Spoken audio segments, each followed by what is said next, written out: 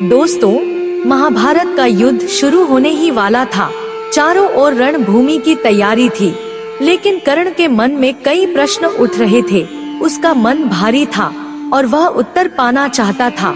अपने प्रश्नों के उत्तर पाने के लिए कर्ण ने भगवान श्री कृष्ण को याद किए। कर्ण की पुकार सुनकर भगवान श्री कृष्ण उसके पास आ गए। कर्ण ने उन्हें देखते ही बोले, प्रणाम वासुदेव, अच्छा हुआ आप आ गए। मेरे मन में कुछ सवाल है जिसका जवाब मैं आपसे चाहता हूँ। भगवान श्री कृष्ण करुणा भरे स्वर में बोले, हे प्रिय कर्ण, जो भी तुम्हारे मन में सवाल है निसंकोच पूछो। तब कर्ण बोला, हे वासुदेव, क्या आप मेरे दुर्भाग्य की सीमा बता सकते हैं? मैं सूर्य पुत्र हूँ, फिर भी संसार मुझे केवल राधे कर्ण के नाम से जानता है। कर्ण दुखी होकर आगे बोले, हे वासुदेव, आपने बताया कि मैं कुंती का पुत्र हूँ, तो फिर मैं कुंती पुत्र कर्ण के नाम से क्यों नहीं जाना गया? मैं कुलीन युधिष्ठिर, शक्तिशाली भीम, शूरवीर अर्जुन, सुंदर नकुल और बुद्धिमान सहदेव का बड़ा भाई हूँ। फिर भी संसार मुझे सूत पुत्र कहता रहा और मैं चुपचाप सुनता रहा। तनिक सोचिए वासुदेव, तनिक मेरी पीड़ा को समझने का प्रयास कीजिए। भगवान श्री कृष्ण कर्ण के निकट आए और बोले, हे प्रिय कर्ण, आज मन में जो भी है जी भर कर कहो, फिर मैं भी तुम्हें अपने इस मुस्कुराते हुए चेहरे के पीछे की सच्चाई बताऊंगा। कर्ण भारी स्वर में बोले, हे वासुदेव, जन्म लेते ही मेरी माँ ने मुझे त्याग दिया, क्योंकि मैं उनकी शादी से पहले जन्मा था। लेकिन आप ही बताइए, एक अवैध पुत्र के रूप में जन्म लेने में मेरा क्या अपराध था? गुरु द्रोणाचार्य ने मुझे शिक्षा देने से मना कर दिए, क्योंकि मैं सूत पुत्र था। क्षत्रिय होकर भी मुझे क्षत्रिय नहीं माना गया। जीवन भर मैं इस अपमान का बोझ उठाता रहा, परंतु इसमें मेरा क्या अपराध था? भगवान परशुराम ने मुझे विद्या तो उपहार में दी, लेकिन साथ ही अभिशाप भी दिए कि जब मुझे इस विद्या की सबसे अधिक आवश्यकता होगी तब मैं उसे भूल जाऊंगा। अब बताइए केशव, इसमें मेरी क्या गलती थी?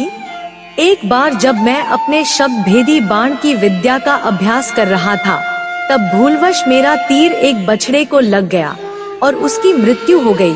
यह तो बस एक दुर्घटना थी। मैंने बार बार क्षमा मांगी, फिर भी उस बछड़े के स्वामी ने मुझे श्राप दे दिया कि असहाय अवस्था में मेरी भी मृत्यु होगी, जबकि वह एक दुर्घटना थी। इसमें मेरा कोई दोष नहीं था केशव। इतना ही नहीं, द्रौपदी के स्वयंवर में भी मेरा अपमान हुआ, सिर्फ इसलिए कि मैं सूत पुत्र था।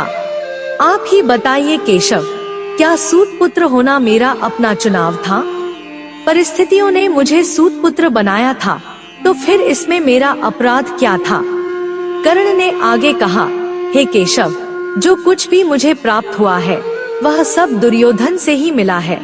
यदि मैं उसके साथ खड़ा हूँ तो मैं गलत कैसे हुआ? कर्ण के इन प्रश्नों को सुनकर भगवान श्री कृष्ण बोले, हे कुंती पुत्र कर्ण, इतना भी दुखी मत हो। अब मेरी भी कहानी सुन लो।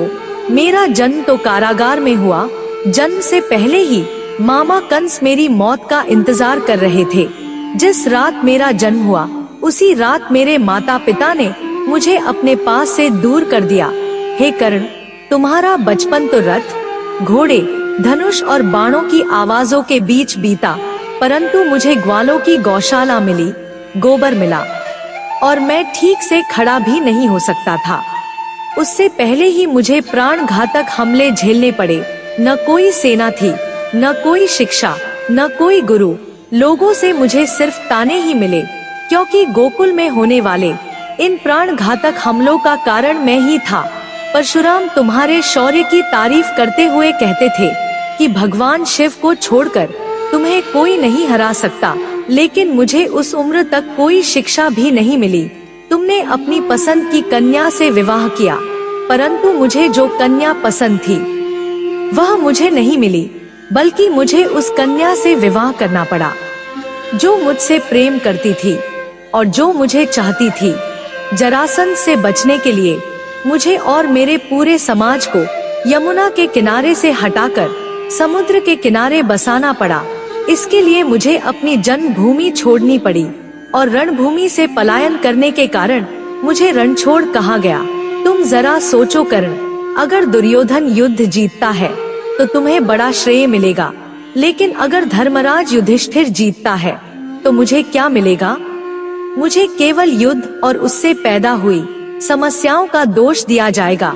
सब यही कहेंगे कि इस देव की पुत्र ने महाभारत करवाई। हे कर्ण, जीवन हर किसी को चुनौतियां देता है और यह किसी के साथ न्याय नहीं करता।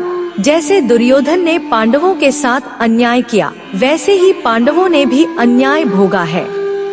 हे प्रिय कर्ण, हर किसी को लगता है कि उसकी समस्या दूसरों की तुलना में बड़ी है, लेकिन हर समस्या अपनी जगह पर बड़ी होती है। इसका मतलब यह नहीं कि तुम गलत रास्ता अपनाकर समाधान ढूंढो। अधर्म के मार्ग पर चलने वाले का जीवन हमेशा दुखमय रहता है।